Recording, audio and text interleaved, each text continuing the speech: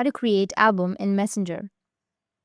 So if you want to create album in Messenger, then what you need to do is first, you just need to simply make sure that you have a stable internet connection. After that, you need to open up your Messenger application. After opening your Messenger, you just need to simply go with the account in which you would like to create an album. And then you need to go with the images and then select the images that you would like to send.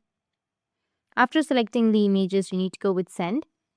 And if you tap on that, then as you can see that I have the album right here.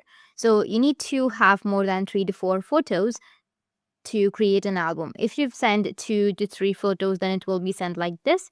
You will not have any album. But if you've sent more than 3 photos in a row, then it will create an album. It is organized and sent as an album.